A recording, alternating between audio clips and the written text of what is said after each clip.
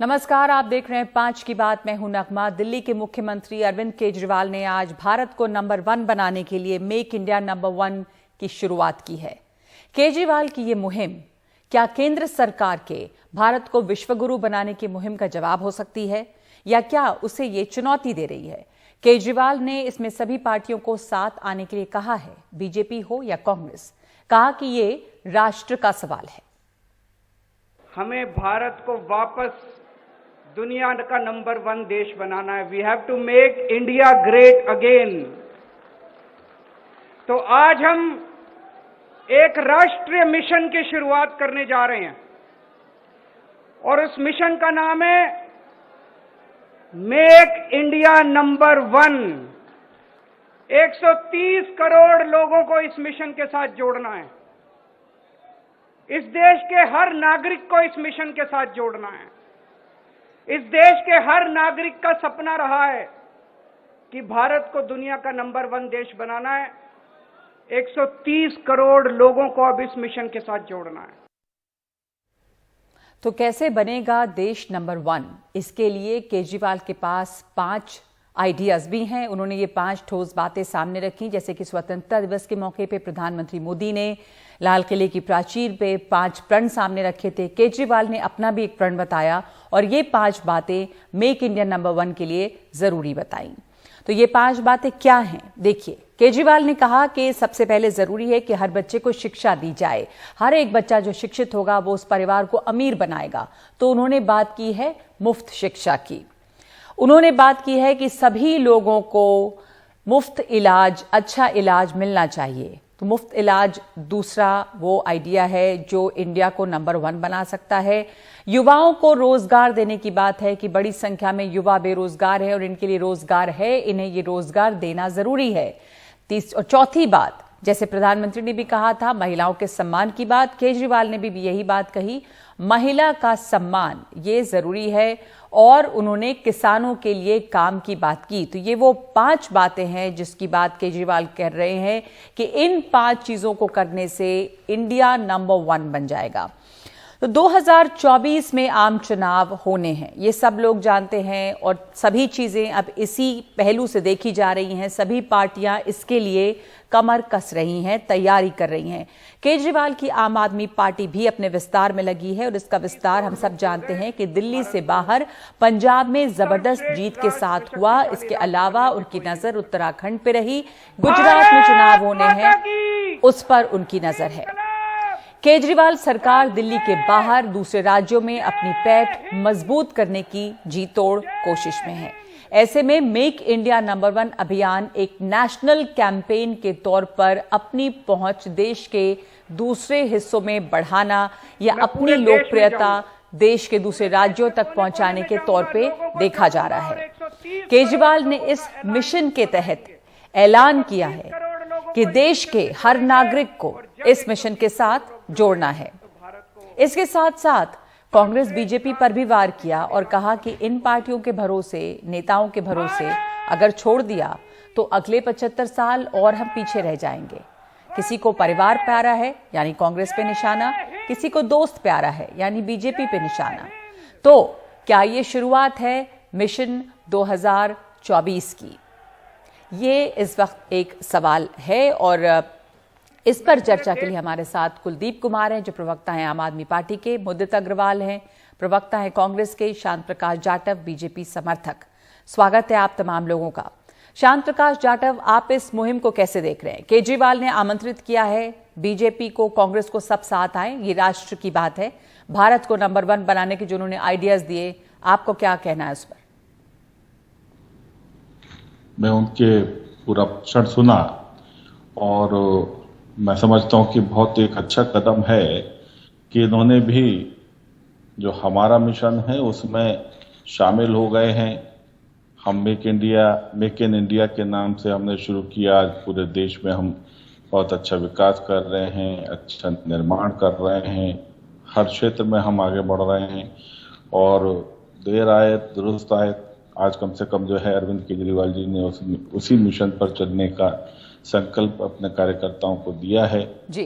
तो मैं समझता हूं कि इस प्रकार से अब सभी मुख्यमंत्री सोचें और चलना शुरू करें तो हर हालत में मोदी जी जिस मिशन को लेकर के चल रहे हैं वो मिशन जो है कामयाब होगा। जी, तो आप अच्छा कह रहे हैं है। कि जो आपका मिशन है उसी को उन्होंने और आगे बढ़ाया है और इसी तरह से सभी लोग मोदी जी के मिशन में शामिल हों, जैसे केजरीवाल शामिल हुए।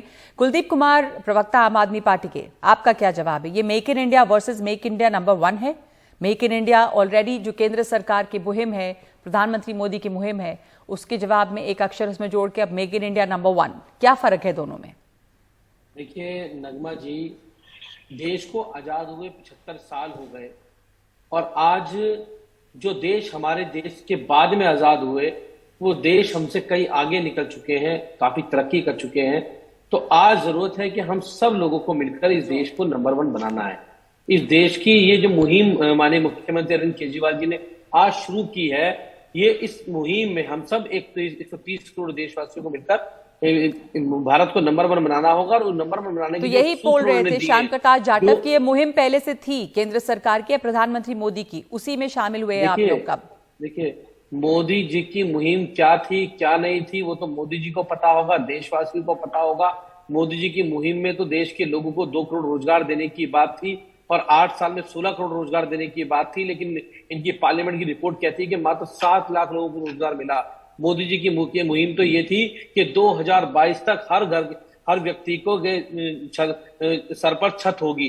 कितने लोगों को छत मिल पाए, कितने लोगों को घर मिल पाए? उन्होंने कहा तो जब आजादी 2022 हम मना रहे होंगे 75वीं साल, तो हमारे हर व्यक्ति के घर। पर शाम प्रकाश जाटव ने अभी भी कहा कि अच्छी बात है, स्वागत करते हैं इसका, जो मोदी जी की मुहिम है आपने एक तरह से उसको आगे बढ़ाया और सभी मुख्यमंत्रियों को इसमें शामिल होना चाहिए। तो मेक इन इंडिया और make in India number 1, make India number 1 में फर्क क्या है, मैं ये पूछ रही हूँ। आपकी मुहिम कैसे अलग है? देखिए मेक इन इंडिया जो इंडिया की बात कर रहे हैं हम लोग, इंडिया को नंबर 1 बनाने की बात कर रहे हैं, उसमें शिक्षा और स्वास्थ्य की बात की गई है, उसमें रोजगार की बात की गई है, उसमें बात की गई है कि हमें एक घर तक अच्छी शिक्षा और मुफ्त शिक्षा को पहुंचाना है। ये हर व्यक्ति का मौलिक अधिकार है कि सरकार उनको शिक्षा की व्यवस्था करे और उसी को लेकर आज माननीय मुख्यमंत्री जी आगे चल रहे हैं। रोजगार की बात की गई है। मैंने कहा ना 8 साल में केंद्र सरकार को रोजगार नहीं दे पाई, इन्होंने केवल अपने दोस्तों का भला किया या कांग्रेस के साथी का बैठे हुए उन्होंने परिवार का भला किया, इन्होंने दोस्तों का भला किया। दोस्तवाद और परिवारवाद से देश को छुटकारा दिलाना है। देश को हम सबको मिलके भारत को एक अच्छा नंबर 1 देश बनाना है पूरे विश्व के अंदर, तभी बन सकता है जब। और ये काम जो है वो आम आदमी पार्टी करेगी और ये काम सिर्फ आम आदमी पार्टी कर सकती है। मुदित अग्रवाल, सब मिलके करेंगे, सबको मिलना होगा, सबको एक साथ आना होगा। नहीं तो कांग्रेस बीजेपी आपके साथ आएगी तब। बीजेपी कह रही है कि हमारा तो पहले से ही ये मिशन है। बहरहाल परिवारवाद की आपने बात की है, आपने दोस्तवाद की बात की है, तो एक तरफ कांग्रेस पे निशाना, बीजेपी पे निशाना। केजरीवाल जी ने एक नया टर्म भी दिया है, दोस्तवाद। मैं श्याम प्रकाश जाटव के पास भी इस पर जाऊंगी, पर मुदित अग्रवाल पहले आपकी प्रतिक्रिया। देखिए सबसे पहले समझने की जरूरत है, देश में जितनी भी सरकारें आई हैं 1947 से सबने हिंदुस्तान को विश्व में नंबर 1 बनाने की ये जो हमारी रात थी ना बड़ी कठिन थी। जैसे मैं हमेशा कहता हूँ इस देश में सुई भी नहीं बनती थी। आपको पता है लिटरेसी रेट 12% थी, आज 74% थी। 3 लाख करोड़ के आसपास थी, आज 150 लाख करोड़ के आसपास। जो फूड ग्रेन्स हम बनाते थे 55 लाख मिलियन टन बनाते थे, आज 305 मिलियन टन बनाते। रोड सिर्फ 4 लाख किलोमीटर थी, वो भी अच्छी नहीं थी, आज 64 लाख किलोमीटर से ऊपर है। इलेक्ट्रिसिटी सिर्फ 3000 विलेजेस में थी, आज सारे देश के हर गांव में बिजली है। ये काम एक दिन में नहीं हुआ, 70 साल 75 साल लगा के जो कांग्रेस की सोच थी उसकी वजह से ही हुआ है।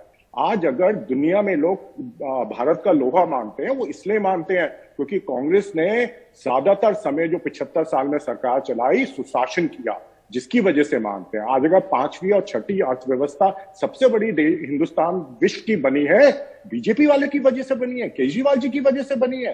ये जो सारे हिंदुस्तानियों ने मिलकर काम किया और कांग्रेस की जो सोच थी उसकी वजह से बनी है। देखिए सिर्फ बोलने से नंबर 1 हो जाएगा। देखिए आज हो क्या रहा है, जो राष्ट्रवाद है, आज ये कहना हमने ओपनली शुरू कर दिया कि हम राष्ट्रवादी दूसरे राजद्रोही हैं। कांग्रेस ने कभी ये काम नहीं किया। ये जो सोच होती है सबको मिलके लेने की चलती है, लेकिन अगर आप राष्ट्रवाद का इस्तेमाल वोट लेने के लिए कर रहे हैं तो मुझे उस पर सख्त एतराज है। कौन सी पार्टी वोट लेने के लिए नहीं काम करती है मुदित अग्रवाल? अगर आप पॉलिटिकल पार्टी हैं तो वोट के लिए ही काम करते हैं ना। आप राष्ट्रवाद का इस्तेमाल करेंगे वोट लेने के लिए? नहीं, कांग्रेस किस चीज का इस्तेमाल करती है वोट के लिए? अगर आप लोग क्या वोट नहीं चाहिए कांग्रेस पार्टी को? वोट के लिए लोग नहीं करते पॉलिटिक्स? आपके हिसाब से मैं बड़ा एंकर साहिबा में तो आपकी बात ही नहीं समझ रहा। इसका मतलब है आप वोट के लिए किसी भी हद तक गिर जाए। नहीं, मैं आपसे पूछ रही हूँ कि क्या कांग्रेस पार्टी वोट के लिए काम नहीं करती? कांग्रेस को बिना क्या आपको वोट नहीं चाहिए? आप चुनाव किस लिए लड़ते हैं? क्या हमने राष्ट्रवाद को एक औजार बनाया है वोट लेने के लिए? नहीं, हम राष्ट्रवाद में विश्वास करते हैं, वोट लेने के लिए नहीं करते, क्योंकि हम चाहते हैं देश की तरक्की। तो आपको लग रहा है केजरीवाल राष्ट्रवाद को औजार बना रहे हैं? बिल्कुल। चलिए मुझे एक बात बता दीजिए, जो आदमी सरेआम अपने बच्चों की झूठी कसम खा सकता है, उस आदमी से आप क्या उम्मीद कर सकते हैं? कौन सी झूठी कसम की बात कर रहे हैं आप? केजरीवाल जी ने खाई थी जब पहला इलेक्शन लड़े थे। मैं अपने बच्चों की कसम खाता हूं, कभी कांग्रेस और बीजेपी के साथ मिलकर सरकार नहीं बनाऊंगा। क्या जरूरत थी वो बच्चों को बीच में लाए? तो आप उस आदमी का इतिहास देख लीजिए। मैं गाड़ी नहीं लूंगा, मैं बंगा नहीं लूंगा, कांग्रेस घर पे जा चुकी है, अपने घर पे लगाते हैं। इन जैसे लोगों की वजह से ही कांग्रेस घर पे जा चुकी है। क्या उन्होंने राहुल गांधी को नंबर 1 बना दिया लिवेबिलिटी इंडेक्स में? देखिए मुद्दा कुछ और है और आप लोग हमेशा की तरह कांग्रेस, बीजेपी और आम आदमी पार्टी झगड़ रहे हैं। बात मैं ये पूछ रही थी कि जो ये मिशन है इसमें साहिबा, मेरा आपसे एक रिक्वेस्ट है कि कुलदीप जी बीच में बोलेंगे तो मेरे को आप डिबेट से अलग नहीं, आपने वो जवाब दे रहे हैं, आपने अपनी बात की। 1 मिनट मुदित अग्रवाल जी, आपने आरोप लगाया है कि केजरीवाल ने झूठी कसम खाई, उनको जवाब दे देने दीजिए, उनको जवाब देने दीजिए। मुदित अग्रवाल 1 मिनट आपको नहीं पता, आप तो एंकर है टीवी की, नहीं आप सॉरी टू इंटरप्ट यू, आप मुझे पता या नहीं पता की बात नहीं है एंकर के ऊपर, आप जवाब देने दीजिए। उस पार्टी के प्रवक्ता बैठे हैं, प्लीज। नहीं आप भी बताइए, बोले थे नहीं? मैं प्रवक्ता नहीं हूं पार्टी की, दूसरे पार्टी की प्रवक्ता है। आप 1 मिनट रुक जाइए तो फिर आपको जवाब मिलेगा। सवाल पूछ सकती है, उनसे नहीं पूछ सकती। सवाल मैं पूछ रही हूं, अगर आप अपना जवाब बंद करेंगे तो दूसरा कोई जवाब इसका देगा। Please, thank you for listening to us. Nagma ji, ये कांग्रेस के लोग जिस प्रकार से आके झूठ बोलते हैं, मुख्यमंत्री जी पर आरोप लगाते हैं, यही कारण है कि कांग्रेस आज गर्त में चली गई। ये लोग जीरो पे आ गए। पूरे जवाब नहीं हुआ। इनके चारों विधायक छोड़कर इनके जो विधायक थे, इनके जो एक सेकंड जवाब दे दीजिए कुलदीप कुमार जी। उनका सवाल ये था कि केजरीवाल ने झूठी कस्में खाई अपने बच्चों की और उसका जवाब वो सुनना चाहते हैं। आपके पास जवाब है? नहीं, मैंने कहा ना कि मुझे बता दें, ये झूठ आपके चले में झूठ बोल रहे हैं। इन कांग्रेस के लोगों को झूठ ये साबित कर दें। मैं इनको वीडियो है उनके, मैं कह रहा हूँ साबित कर दें। लोग ये झूठ का प्रोपगंडा जो ये जो चलाते ना, आलू से सोना बनाने की फैक्ट्री चलाते हैं, है ना? राहुल गांधी पता करिए, है ना? ये बताइए, कांग्रेस के लोगों के पास कोई एजेंडा नहीं है। और मुझे तो कांग्रेस के ऊपर तरस आता है कि इन जैसे प्रवक्ताओं ने कांग्रेस को गर्त में लाके खड़ा कर दिया है। आज कांग्रेस की स्थिति क्या हो गई देश के लोगों को पता है। आज कांग्रेस से देश के लोग कोई उम्मीद नहीं है। और जब हम बात तो मैं आपसे एक सवाल पूछना चाहती हूँ कुलदीप कुमार जी, आपको कैसे लगता है? 1 मिनट रुक जाइए, इसका कोई हल नहीं है। आप दोनों एक दूसरे पर आरोप लगाते रहेंगे। मैं यही पूछ रही हूँ, नहीं 1 minute please, Mudit Agarwal please 1 minute आप रुक जाएंगे और मेरा सवाल सुनेंगे पहले। मैं पूछ रही हूँ कि ये जो मेक इंडिया नंबर 1 मुहिम है, उसमें कैसे सब लोग साथ आ सकते हैं जब यहाँ पे आरोप प्रत्यारोप इस लेवल पे है? इस मिशन के बारे में आप क्या सोचते हैं मुदित अग्रवाल? ये जो केजरीवाल ने आज मिशन लॉन्च किया है और कह रहे हैं कि सब उसमें साथ आए, क्या सोचते हैं आप? ये जो 5 बातें उन्होंने बताई, वो आपको ठीक लगती हैं या आपको लगता है कि ये भी कुछ एक मजाक है? देखिए, दिक्कत बात बोलने की नहीं है। बोलने को तो आदमी कुछ भी बोल देता है, बोलने से क्या होता है? उसके पीछे मंशा क्या है? क्या आप किसी भी आदमी का आप सुन लीजिए, मैं आपको मंशा बता देता हूं। उनका मंशा सिर्फ एक रहती है, जो मोदी जी कहते हैं किस तरह से वोट ले लो। अब दिल्ली का बुरा हाल कर दिया उन्होंने, देश का अच्छा हाल करेंगे।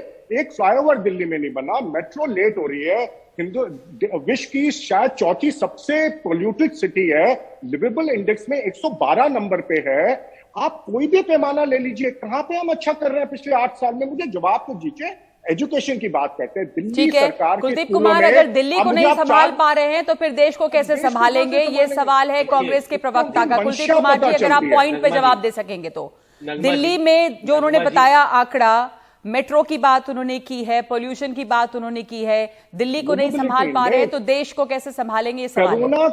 दो चीजें और बोलूंगा, फिर संदीप जी आराम से जवाब दें। दिल्ली की शिक्षा का डंका पूरे विश्व में बज रहा है। आपने देखा कि जब डोनाल्ड ट्रंप की धर्मपत्नी भारत आई थी तो वो गुजरात का स्कूल देखने नहीं गई, वो कांग्रेस के राजस्थान का स्कूल देखने नहीं गई, वो दिल्ली सरकार का स्कूल देखने के लिए आई। और आज दिल्ली में शिक्षा का लेवल क्या किया है उसकी बात करते हैं। दूसरी बात, 3 लाख बच्चे प्राइवेट स्कूल को छोड़, जवाब दे रहा हूं आपकी बात का, 3 लाख बच्चे कितने बच्चे बढ़े हैं सरकारी स्कूल में आके उन्होंने दाखिला लिया? पहली बात। दूसरी बात, आज जो एजुकेशन का मॉडल और हेल्थ की मॉडल की बात करता हूं, आज लाखों लोग दिल्ली के अंदर मोहल्ला क्लिनिक में इलाज कराते हैं, अस्पतालों के अंदर दवाइयां मुफ्त दी जाती हैं, सारे टेस्ट मुफ्त किए जाते हैं, किसी भी उसके लिए इलाज के लिए उन्हें कहीं भटकना नहीं पड़ता, जाना नहीं पड़ता। यही कांग्रेस का रास्ता। ठीक है, दिल्ली सरकार में क्या हुआ नहीं हुआ, ये एक बड़ा सवाल अब है कि जो मेक इंडिया नंबर वन जो मिशन है, क्या ये 2024 के लिए केजरीवाल का मिशन है? क्योंकि चुनाव आने हैं और वो अपनी पहुंच अब दिल्ली के बाहर देश में अलग अलग राज्यों में पहुंचाना चाहते हैं।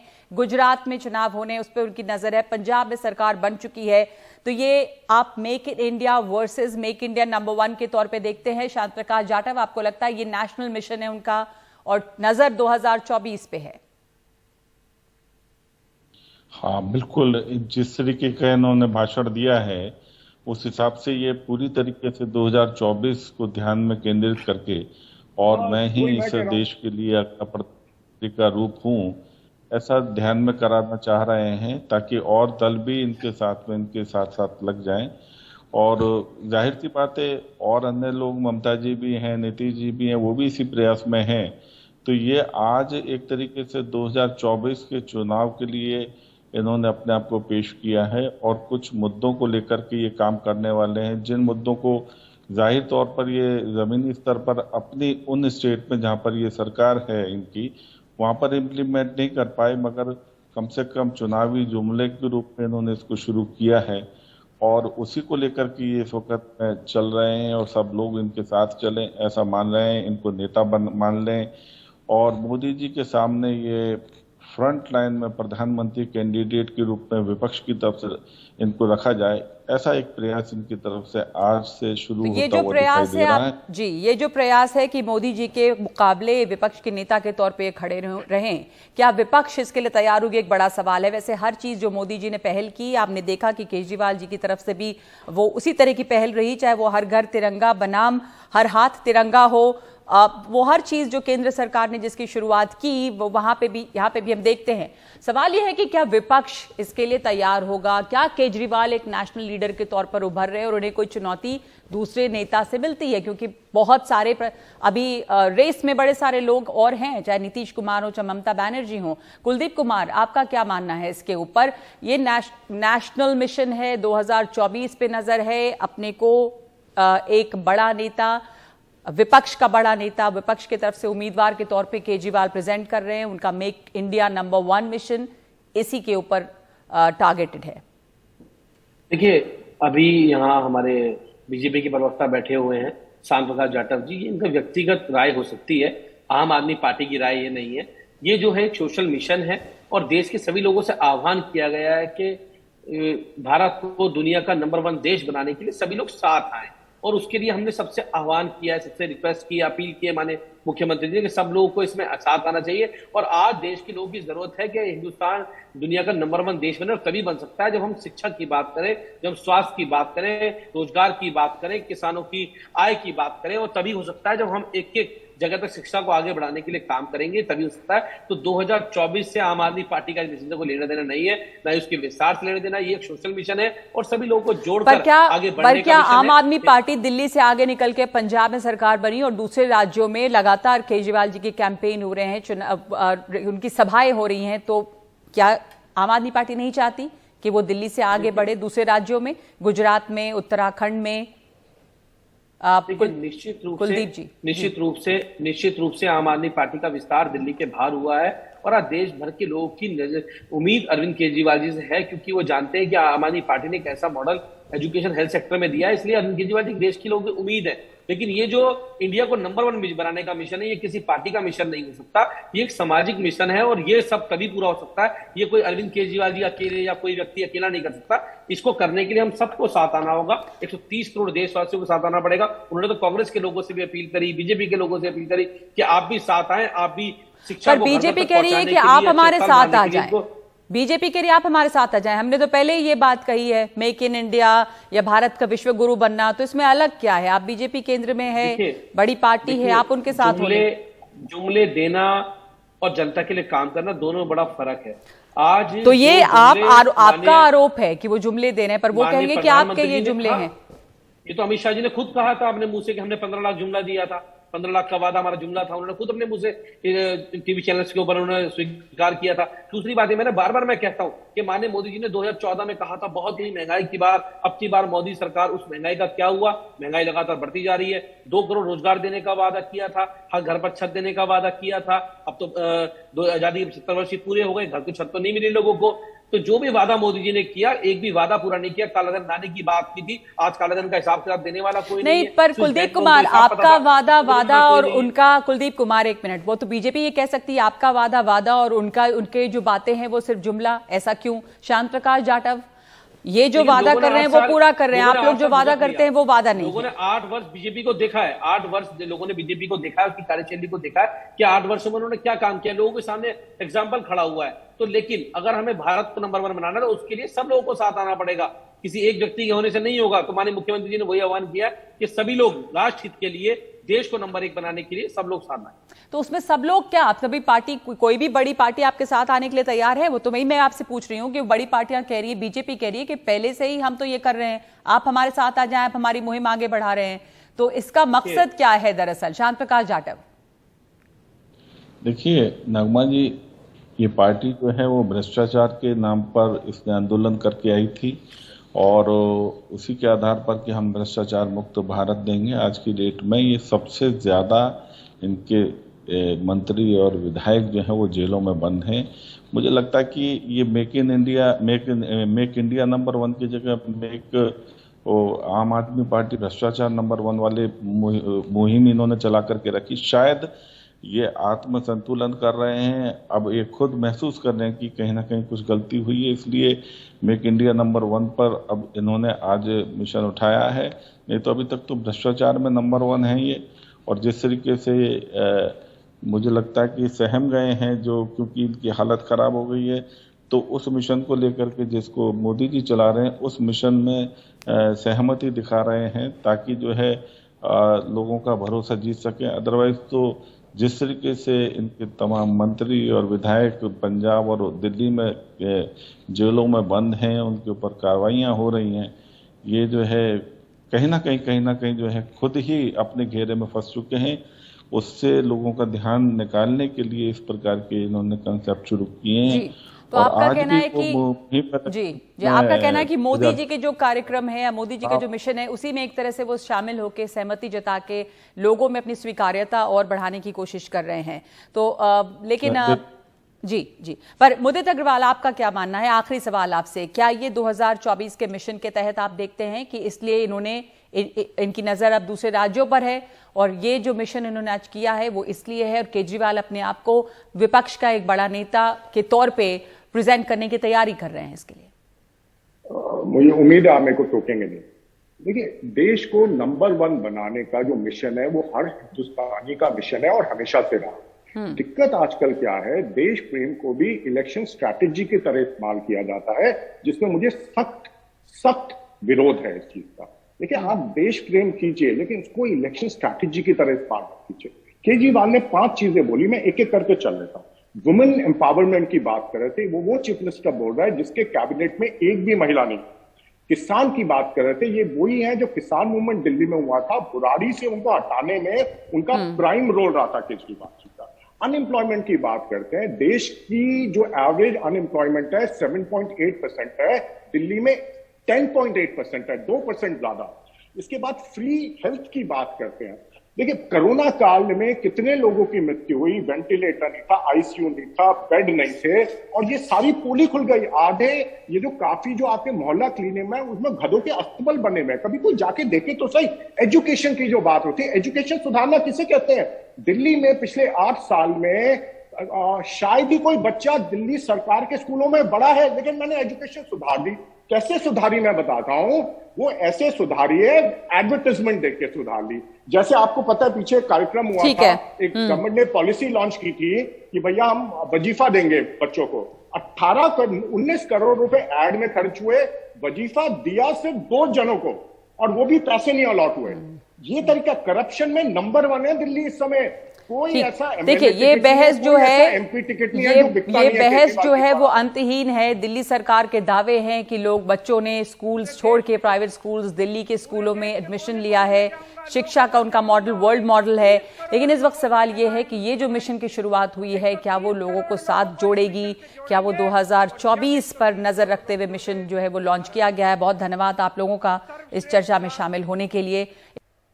और अब बात बीजेपी की। बीजेपी संसदीय बोर्ड में आज कई उलटफेर हुए हैं और बड़े उलटफेर हैं। कई बड़े चेहरे संसदीय बोर्ड से बाहर हैं, जिसमें सबसे बड़ा नाम जो है वो नितिन गडकरी का है। शिवराज सिंह चौहान भी बाहर हो गए हैं संसदीय बोर्ड से, और शाहनवाज हुसैन और कई लोग जो शामिल किए गए हैं वो भी आपको बताएंगे। अखिलेश शर्मा मेरे सहयोगी इस वक्त मेरे साथ हैं इस पर बात करने के लिए। तो अखिलेश, जो ये चेहरे बाहर हुए और कुछ लोग जिनको शामिल किया गया जिसमें फडणवीस भी हैं, इसके क्या मायने हैं, ये क्या संकेत है? देखिए, दो अलग अलग संस्थाएं हैं। पहली संसदीय बोर्ड है जो कि सबसे उच्च निर्णायक संस्था है बीजेपी की, और दूसरा है चुनाव समिति। तो शाहनवाज हुसैन वो चुनाव समिति में थे जिससे उन्हें बाहर कर दिया गया और उनकी जगह देवेंद्र फडणवीस को, ओम माथुर को, भूपेंद्र यादव को वहां लाया गया है। और बीजेपी संसदीय बोर्ड की बात करें तो यहाँ से नितिन गडकरी को, शिवराज सिंह चौहान को हटा दिया गया। नितिन गडकरी पूर्व बीजेपी अध्यक्ष होने के नाते संसदीय बोर्ड में थे, वैसे भी वो वरिष्ठ नेता हैं, बीजेपी के वरिष्ठ मंत्री भी हैं सरकार में। उन्हें हटाना काफी चौंकाने वाला फैसला है नगमा, क्योंकि वो आरएसएस के करीबी माने जाते हैं। बीजेपी के कई कार्यकर्ता ऐसे हैं जो मानते हैं कि नितिन गडकरी बहुत अच्छा काम करते हैं बतौर सड़क परिवहन मंत्री, देश भर में सड़कों का, एक्सप्रेसवे का जाल बिछा है। तो उन्हें हटाना ये अपने आप में बहुत सारे सवाल खड़े करता है, क्योंकि अगर पूर्व अध्यक्ष होने के नाते वो थे तो पूर्व अध्यक्ष होने के नाते तो अभी राजनाथ सिंह बने हुए हैं, अमित शाह पार्लियामेंट्री बोर्ड में बने हुए हैं, तो गडकरी को क्यों हटाया, ये एक बड़ा सवाल है। दूसरा, शिवराज सिंह चौहान का, उन्हें क्यों हटाया गया? इसके पीछे कारण ये बताया जा रहा है कि शायद इसलिए हटाया गया क्योंकि योगी आदित्यनाथ को नहीं लाना था पार्लियामेंट्री बोर्ड में, क्योंकि अगर आप शिवराज सिंह चौहान को रखते, योगी को नहीं लेते, तो ये सवाल पूछा जाता कि आपने एक सीएम को रखा, दूसरे को क्यों नहीं रखा। और जिस तरह से योगी ने यूपी में बीजेपी को चुनाव जितवाया, उसके बाद से पार्टी के कार्यकर्ता कहने लगे कि मोदी के बाद योगी, और इसीलिए मांग भी उठने लगी थी कि संसदीय बोर्ड में योगी को जगह मिलनी चाहिए। तो शायद ये भी कारण रहा है कि वो योगी को नहीं लेना चाहते थे, इसलिए शिवराज को हटा दिया। और तीसरा सरप्राइज जो है वो है बीएस येडियुरप्पा का। बीजेपी कहती है, एक अलिखित नियम है कि 75 साल से ऊपर के लोग सक्रिय राजनीति में नहीं रहेंगे। येडियुरप्पा 77 के हैं, इसके बावजूद भी वो कर्नाटक के सीएम बने रहे। 20 दिन लगे उन्हें, जब कहा गया कि आप इस्तीफा दीजिए। इस्तीफा देने के बाद भी वो लंबे समय नाराज रहे। वो चाहते थे कि उनके बेटे को एमएलसी बनाया जाए, मंत्री बनाया जाए, लेकिन ऐसा नहीं हुआ। फिर उन्होंने खुद ही घोषणा कर दी कि वो आखिरी चुनाव उनका था, अगली बार चुनाव नहीं लड़ेंगे, उनकी सीट से उनके बेटे चुनाव लड़ेंगे। तो ये तरह से पार्टी की लाइन को हर बार उन्होंने डिफाई किया है, लेकिन बीजेपी उन्हें नजरअंदाज नहीं कर सकती है। कर्नाटक का चुनाव अगले साल शुरुआत में ही है। वो ताकतवर लिंगायत नेता हैं और इसीलिए बीजेपी ने अपना नियम को तोड़ते हुए उन्हें जगह दी है। जी, धन्यवाद आपका अखिलेश बताने के लिए। सबसे चौंकाने वाला नाम जो है वो जाहिर है कि गडकरी का है। सबसे अच्छे परफॉर्मिंग नेता के तौर पे, मंत्री के तौर पे उनका नाम आता रहा। बावजूद गडकरी जो है वो बाहर हैं और आरएसएस के करीबी भी माने जाते हैं, इसलिए ये सवाल भी है कि उन्हें बाहर क्यों किया गया। 2017 का आदेश था, हाईकोर्ट ने कहा था कार्तिक सिंह आपका अग्रिम जमानत की याचिका रिजेक्ट करते हैं, आप सरेंडर करिए। देखिए, हलफनामा में सब अपना मंत्री विधायक जितने होते हैं सब देते हैं, सब दिया हुआ है, उसमें कहीं कोई इस तरह की बात नहीं है। नहीं, हमको नहीं पता, इसके बारे में जानकारी हमको भी नहीं। नीतीश कुमार की नई सरकार जो आरजेडी के साथ बनी है, उसके एक मंत्री कार्तिकेय सिंह को लेकर, जो कि कानून मंत्री हैं, उन पर ही कानून का शिकंजा कस गया है। दरअसल शपथ ग्रहण के बाद विभागों के बंटवारे में कार्तिकेय सिंह को कानून मंत्री बनाया गया, लेकिन अपहरण के एक मामले में एमएलसी कार्तिकेय सिंह के खिलाफ वारंट जारी है। 16 अगस्त को उन्हें कोर्ट में पेश होना था और उसी दिन उन्होंने मंत्री पद की शपथ ली। आपको बता दें कि 2014 में राजीव रंजन की किडनैपिंग हुई थी। इसके बाद कोर्ट ने इस मामले में संज्ञान लिया था। इस मामले में कार्तिकेय सिंह ने अब तक कोर्ट में सरेंडर नहीं किया है। हालांकि कार्तिकेय और उनके वकील का दावा है कि इस मामले में उन्हें अग्रिम जमानत कोर्ट से मिल गई है। दरअसल बीजेपी सरकार बदलने के बाद काफी आक्रामक हो गई है और नीतीश की नई सरकार को जंगल राज की वापसी का नाम दे रही है। मास्टर साहब के नाम से मशहूर कार्तिकेय सिंह बाहुबली अनंत सिंह के करीबी माने जाते हैं।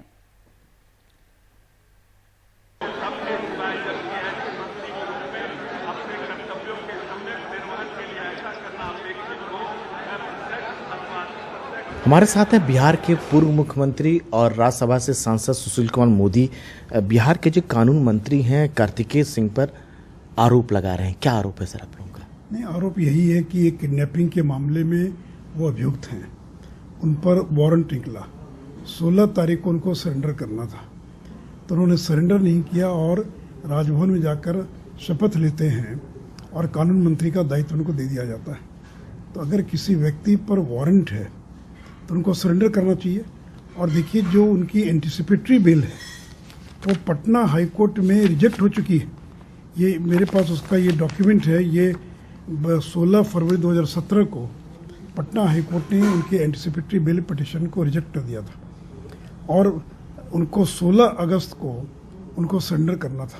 तो कोई व्यक्ति सरेंडर नहीं करता है, जाकर शपथ ले ले, तो वो भी किडनैपिंग से जुड़े एक मामले में, ये तो कानून की तौहीन है और उस व्यक्ति को अपने कानून मंत्री बना दिया। और ये व्यक्ति कौन है? बिहार का सबसे बड़ा डॉन, बिहार का सबसे बड़ा बाहुबली अनंत सिंह उनका बिजनेस पार्टनर है। तो नतीजे ऐसे लोगों को मंत्री बनाकर आप क्या संदेश देना चाहते हैं? जिनके नाम से लोग कांपते हैं, जिनके नाम से लोग डरते हैं, वैसे लोगों का मंत्री बना रहे हैं। तो मैं मांग करता हूं कि अविलंब कार्तिकेय सिंह को मंत्रिमंडल से बर्खास्त किया जाना चाहिए। तो क्या ये मुख्यमंत्री की सारी चीज जानकारी में होगा सर? जानकारी में तो होना ही चाहिए, क्योंकि जब भी किसी को मंत्री बनाते हैं तो उसका पुलिस वेरिफिकेशन, उसका विजिलेंस का वेरिफिकेशन, ये सारा वेरिफिकेशन किया जाता, तब जाकर कोई मंत्री बनता है।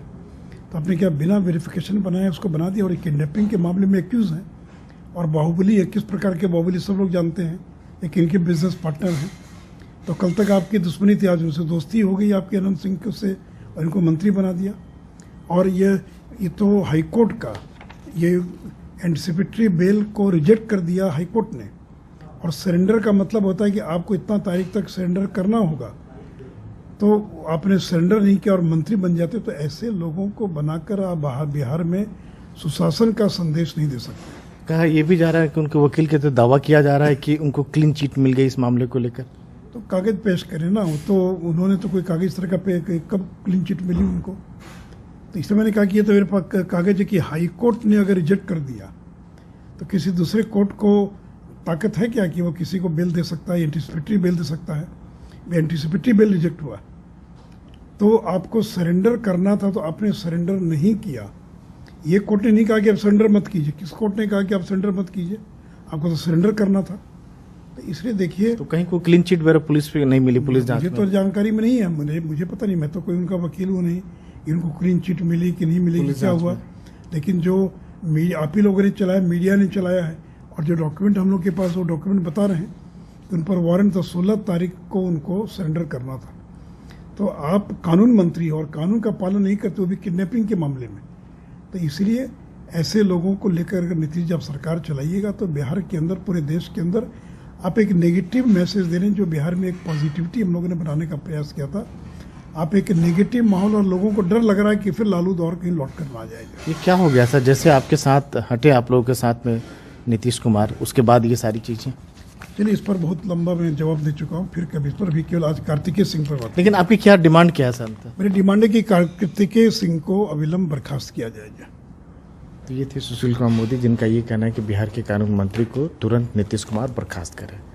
नई दिल्ली से राजीव रंजन, एनडीटीवी इंडिया। साझा सरकार में जो कानून मंत्री बने हैं, उन्होंने कानून के साथ और कोर्ट की प्रक्रिया के साथ खिलवाड़ किया है, और मैं उसका प्रमाण देने जा रहा हूं। ये देखिए, 16/2/2017 का पटना हाईकोर्ट का आदेश है। The petitioner is directed to surrender before the court below and make a prayer for regular bail. मतलब आप सरेंडर करिए, जेल के अंदर जाइए, गंभीर आरोप है, और आप बेल के लिए प्रेयर करिए। उन्होंने सरेंडर क्यों नहीं किया? 5 साल हो गए। ये मैं फिर रिपीट करना चाहता हूं, 16/2/2017 का आदेश था। हाईकोर्ट ने कहा था, कार्तिक सिंह, आपका अग्रिम जमानत की याचिका रिजेक्ट करते हैं, आप सरेंडर करिए। और कार्तिकेय सिंह ने जाहिर तौर पे बीजेपी के इन आरोपों को गलत बताया है। सुशील मोदी ने आपके ऊपर एक आरोप लगाया, क्या कहना? देखिए, हलफनामा में सब अपना मंत्री विधायक जितने होते हैं सब देते हैं, सब दिया हुआ है, उसमें कहीं कोई इस तरह की बात नहीं है।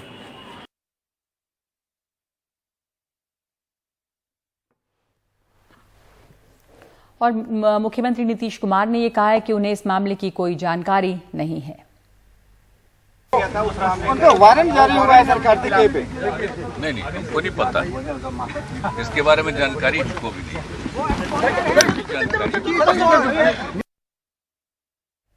आरजेडी अध्यक्ष लालू यादव ने अपने विधायक और मंत्री कार्तिकेय सिंह का बचाव किया है। सरकार पर हमलावर सुशील मोदी ने कहा है ये सुशील मोदी का क्या झूठा है, ऐसा कोई मामला है सर? कोई ऐसा मामला नहीं, ऐसा कोई मामला है सर? नहीं, गलत बात। और केंद्रीय गृह मंत्रालय ने साफ किया है कि उसने रोहिंग्या समुदाय के लोगों को दिल्ली के बकरवाला में EWS फ्लैट देने का कोई निर्देश नहीं दिया है। मंत्रालय की तरफ से किए गए एक ट्वीट के मुताबिक दिल्ली सरकार ने उन्हें बसाने का एक प्रस्ताव भेजा था, लेकिन गृह मंत्रालय ने साफ किया कि वो अवैध प्रवासी हैं और उनको वापस भेजे जाने की बातचीत उनके देश से चल रही है, इसलिए उन्हें कहीं और नहीं बसाया जा सकता।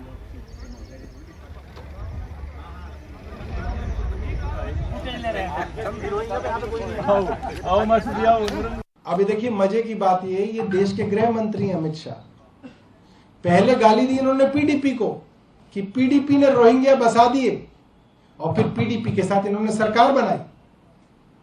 पीडीपी के साथ सरकार के दौरान भी इन्होंने रोहिंग्याओं को वहां से नहीं निकाला, और आज की तारीख में भी केंद्र शासित जम्मू कश्मीर से रोहिंग्याओं को निकाल नहीं पाए हैं।